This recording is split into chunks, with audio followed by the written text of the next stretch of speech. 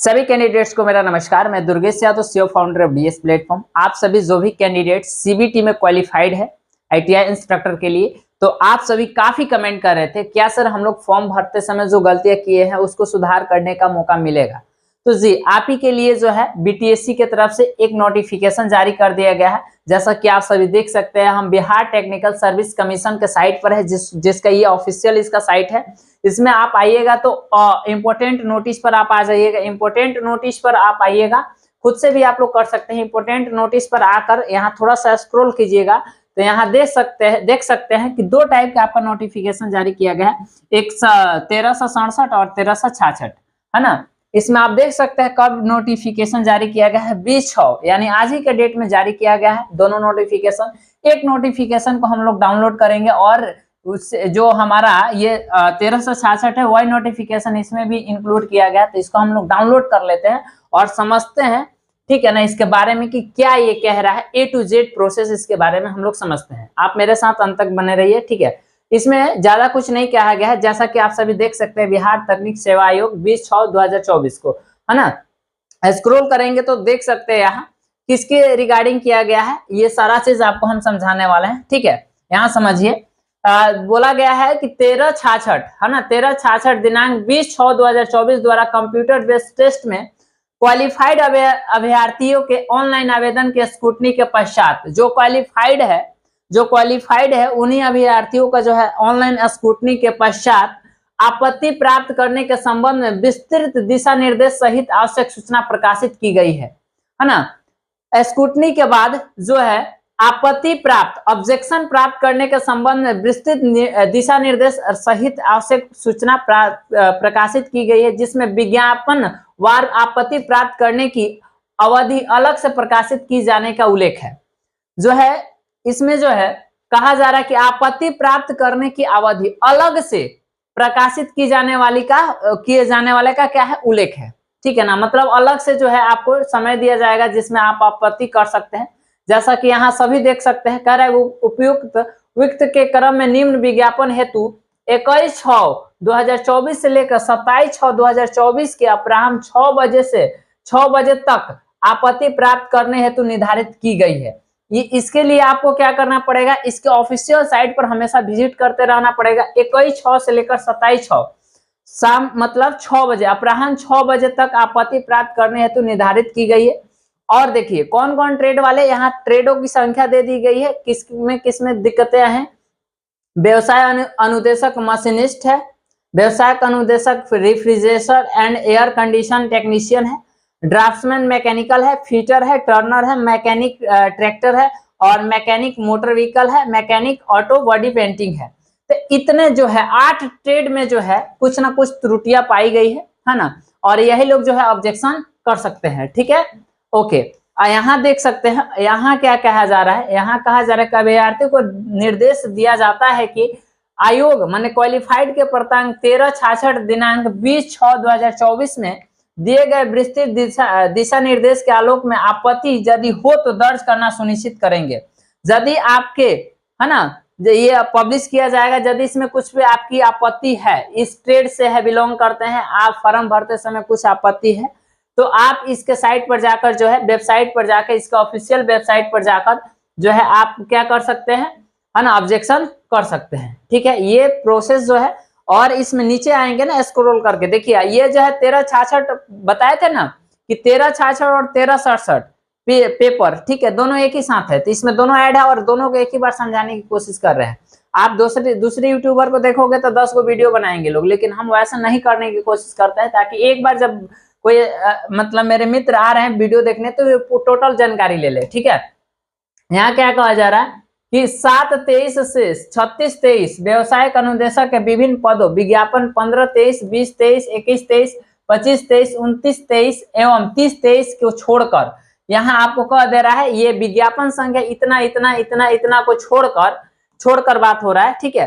क्या कहा जा रहा है कि श्रम संसाधन विभाग पटना, बिहार पटना अंतर्गत निर्देशालय योजना एवं प्रशिक्षण पक्ष बिहार पटना का अधीनस्थ विभिन्न औद्योगिक प्रशिक्षण संस्थाओं में व्यवसायिक अनुदेशक रिक्त पदों पर आईटीआई योग्यताधारी जो भी वैकेंट सीट था उस पर जो है ITI योग्यताधारी अभ्यर्थी को नियुक्त हेतु प्रकाशित विज्ञापन 7/23 से 36/23 तक के अंतर्गत 7/9/2023 में जो है 9/9/2023, 10/9/2023, 16/9/2023 एवं 6/2/2023 SCBT हेतु को आयोजित परीक्षा में उपस्थित अभ्यर्थी को परीक्षा का अंक दिनांक 13/6/2024 को आयोग के वेबसाइट पर क्या कर दिया गया था, प्रकाशित कर दिया गया था। इस दिनांक पर इस जो ये दिनांक बताया जा रहा है, इस दिनांक पर जो आपका एग्जाम हुआ था उन सभी का जो है रिजल्ट इसके साइट पर, ऑफिशियल साइट पर, BTSC के ऑफिशियल साइट पर आपको प्रकाशित कर दिया गया। तो यही बताया जा रहा है, ज्यादा कुछ नहीं बताया जा रहा है। बाद में हम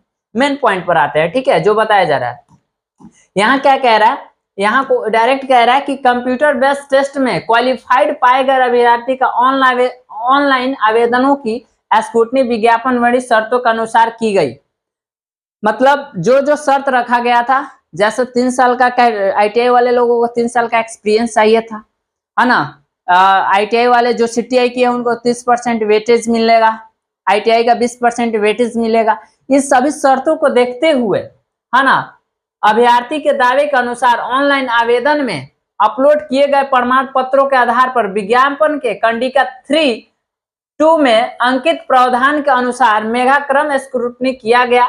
विज्ञापन स्क्रूटनी में किए गए अभ्यर्थी के विवरणी उनके नाम में गड़बड़ है, रजिस्ट्रेशन नंबर के साथ आयोग के वेबसाइट, नाम और रजिस्ट्रेशन नंबर के साथ, आपका नाम भी रहेगा और रजिस्ट्रेशन नंबर के साथ आपको वेबसाइट अथवा इस लिंक पर आपत्ति दर्ज करने यदि हो तो हेतु डाला जाएगा। अभ्यर्थी को निर्देश की आयोग के वेबसाइट का सतत अनुसरण करते रहेंगे। प्राप्त आपत्तियों के निष्पादन के पश्चात दस्तावेज का सत्यापन हेतु आमंत्रित अभ्यर्थी की सूची प्रकाशित की जाएगी। ठीक है, आपको जो है आपका जो कुछ भी त्रुटियां हुई है फॉर्म भरते समय, आपको यहाँ BTSC bihargovernment.in पर जो है आपको अपलोड किया जाएगा। इसके लिए आप लोग बार बार जो है साइट देखते रहिएगा, ठीक है। उसमें आपका नाम रहेगा और रजिस्ट्रेशन नंबर रहेगा, ठीक है। आप उसके बाद जो है सतत अनुसरण करते रहेंगे, है ना, माने बार बार देखते रहेंगे। प्राप्त आपत्तियों के निष्पादन के बाद, जब आपकी आपत्ति ऑब्जेक्शन लग जाएगा, उसके बाद जो आप ऑब्जेक्शन दे रहे हो उसके निष्पादन के बाद उसका जो है कंफर्म करने के बाद जो है आपको दस्तावेज सत्यापन हेतु आमंत्रित किया जाएगा, यानी वेरिफिकेशन, डॉक्यूमेंट्स वेरिफिकेशन के लिए आपको बुलाया जाएगा। डॉक्यूमेंट्स वेरिफिकेशन में टोटल ओरिजिनल लेकर जाना है और साथ में उसका फोटोकॉपी भी। ये चीज आगे बताया है, हम सारा चीज पढ़े हैं, ठीक है ना। आपको और भी यहाँ चीज बताया है, आइए पढ़ के समझा दे रहे हैं हर एक पॉइंट को, ठीक है। यहाँ देखोगे तो अभ्यर्थी अपना एप्लीकेशन नंबर, मोबाइल नंबर, जन्म तिथि डालकर रजिस्ट्रेशन मोबाइल नंबर पर OTP के माध्यम से लॉगिन कर दर्शाई गई सभी विवरणी, नाम, पिता का नाम, जन्म तिथि, लिंग, कोटि, प्राप्तांक, अयोग्यता का कारण यदि देखकर संतुष्ट हो ले, किसी प्रकार की कोई त्रुटि होने पर अभ्यर्थी अपना आपत्ति कारण सहित आयोग के वेबसाइट पर रेज ऑब्जेक्शन बटन पर क्लिक करके दर्ज कर सकते हैं। आपत्ति प्राप्त करने की अवधि विज्ञापनवार अलग से प्रकाशित की जाएगी, ठीक है। आपको कोई भी चीज प्रॉब्लम है, ठीक है, आप नाम देख लीजिए, पिताजी का नाम, सब चीज अपना देख लीजिए, ठीक है। और उसमें कारण भी लिखेगा, आपको रिजेक्ट का कारण भी लिखेगा, और यदि उससे संतुष्ट है तो ठीक है, नहीं संतुष्ट है तो आप ऑब्जेक्शन रिजेक्ट, यहाँ देख सकते हैं, यहाँ लिखा गया है रेज ऑब्जेक्शन। रेज ऑब्जेक्शन पर क्लिक करके जो आपत्ति का कारण है ना, आपका जो है आप सही है, उसके साथ आप कैसे सही है अपना प्रूफ लगाकर जो है इस पर जो है विज्ञापन, है ना, प्रूफ लगाकर आप उसको फिर से ऑनलाइन कर दीजिएगा। उसके बाद आपत्ति प्राप्त करने की अवधि विज्ञापन अलग से आपको प्रकाशित फिर की जाएगी, अलग से प्रकाशित की जाएगी। मेगा क्रम में नीचे के वैसे अभ्यर्थी जिनके ऑनलाइन आवेदन का स्क्रूटनी आयोग द्वारा नहीं किया गया है, वैसे अभ्यर्थी आपत्ति दर्ज नहीं कर सकेंगे। जिनका इसमें नाम नहीं है, जिनका नाम नहीं है ना, वो लोग नहीं कर सकते हैं, ठीक है ना। जैसे बहुत सारे ऐसे मतलब देखा गया है, एक मान कटअप के ऊपर से उठाया गया है और उसी का जो है स्क्रूटनी किया गया है, और वह कुछ विद्यार्थियों का जो है स्क्रूटनी नहीं किया गया, क्वालिफाइड है ना, उनको जो है यूं कह सकते हैं कि वेटिंग में रखा गया है, ठीक है।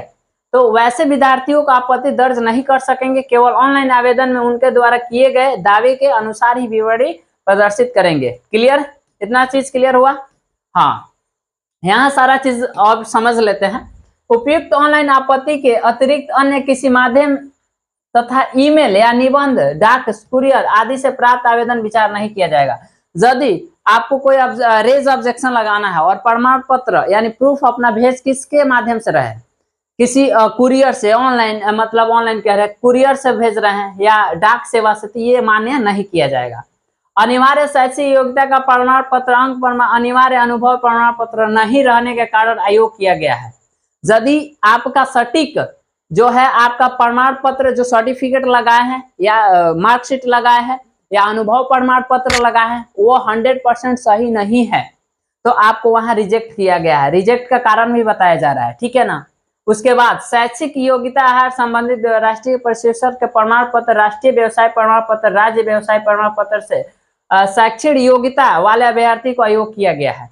जैसे कोई अनुभव ले लिया है और उसका जो है मान्यता प्राप्त ही नहीं है, ठीक है ना, किसी ITI का मान्यता प्राप्त ही नहीं है, चाहे किसी शॉप से ले लिया मान्यता प्राप्त नहीं है, तो वैसे स्टूडेंटों को क्या किया गया है, वैसे स्टूडेंटों को जो है यहाँ रिजेक्ट कर दिया गया है, ठीक है ना। यही पॉइंट कह रहा है। उसके बाद तीसरा पॉइंट कह रहा है कि आप जो अनुभव लिए हैं NCVT वाले, वो आपका काउंट कब से होगा, 3 मतलब यहाँ कह रहा है 4/7, यहाँ डायरेक्ट यहाँ कह रहा है 4/7 से पहले का आपका अनुभव है 3 साल का, तो आपको ऐड किया जाएगा कब, 4/7 से पहले का। अब आप अनुभव प्रमाण पत्र बनाए हैं जो उसमें के 3 साल आपका 4 के बाद भी पूछ रहा है, आने के बाद पूछ रहा है, तो आपका वहां रिजेक्ट कर दिया गया है। ये चीज बताया जा रहा है। अगला पॉइंट क्या कह रहा है, जो SCVT से है, SCVT वाले को कहां तक मान्य किया गया है, 3/11 तक निर्गत होने पर मान्य किया गया है। यदि SCVT से आप हैं और 3/11/2023 तक भी आप मतलब अनुभव प्रमाण पत्र बनाए हैं तो आपको मान्य किया गया है।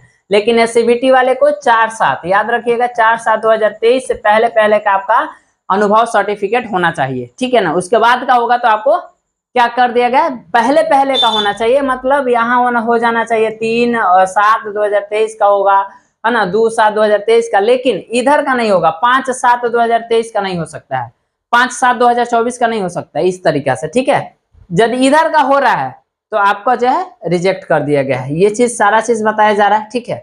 उसके बाद हाँ, उसके बाद क्या कह रहा है ना, उसके बाद CITS के अधीनता का दावा अमान्य किया जाएगा। यदि आपके पास CITS का सर्टिफिकेट नहीं है, आप गलती से किसी का भी, दूसरे का भी, मतलब जैसे क्या कहते हैं एडिटिंग करके जो है, तो आपको अमान्य कर दिया जाएगा। और इसमें क्या क्या बोला जा रहा है, यदि आपके पास नॉन क्रीमिलियर नहीं है, मतलब आपका कास्ट सर्टिफिकेट नहीं है ना, OBC है, चाहे SC है, चाहे ST है, तो आपको जनरल में ठेल दिया जाएगा, यानी जनरल के कटअप में आप जाइएगा, उसका फायदा नहीं मिलेगा। वही चीज यहाँ कहा जा रहा है।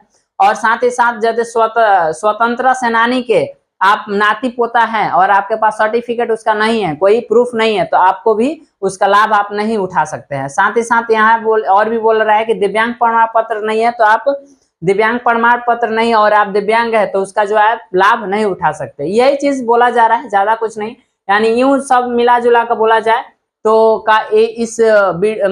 इस नोटिस में यही कहा जा रहा है कि यदि आप गलत दस्तावेज, अपना नहीं, फेक दस्तावेज, फेक अनुभव, फेक सर्टिफिकेट, ये सारा चीज अपलोड किए हैं, है ना, ये सारा चीज अपलोड किए हैं, तो आपका जो है रिजेक्ट कर दिया गया है, ठीक है। ऑनलाइन आपका स्क्रूटनी हुआ है, रिजेक्ट कर दिया गया है। यदि इसमें आपको समय दिया जा रहा है कि आप रेज ऑब्जेक्शन करिए, प्रूफ लगाकर, आप यदि प्रूफ लगाकर रेज ऑब्जेक्शन कर रहे हैं, ठीक है, रेज ऑब्जेक्शन कर रहे हैं, तो आपको इसके लिए अलग से एगो प्रकाशित निकाला जाएगा, अलग से आपको, ठीक है। उसके बाद जो है उसके तत्पश्चात आपको क्या किया जाएगा, डॉक्यूमेंट्स वेरिफिकेशन के लिए बुलाया जाएगा, ठीक है। तो मेरे ख्याल से जो है डॉक्यूमेंट्स वेरिफिकेशन बहुत जल्द होने वाला है, इसी मंथ में हो जाएगा मेरे अकॉर्डिंग। जिस तरीका से इसका BTSC का जिस तरीका से आगे की कदम बढ़ा रहा है उस हिसाब से देखा जा रहा है। तो बाकी आप लोगों को क्या लग रहा है, बाकी आप लोगों को ये जो भी हम समझाए समझ में आया कि नहीं, एक बार जरूर कमेंट कीजिएगा। नहीं आया तो कोशिश मैं करूंगा कि आगे से और भी बेहतरीन तरीका से समझाएं, है ना, क्योंकि आप लोग भी मेरे ही दोस्त हैं और मैं भी आप सभी का दोस्त हूं, तो मिलजुल कर ही हम लोग समझने की कोशिश करेंगे, ठीक है। तो चलिए, जय हिंद, फिर मिलेंगे किसी नेक्स्ट वीडियो में।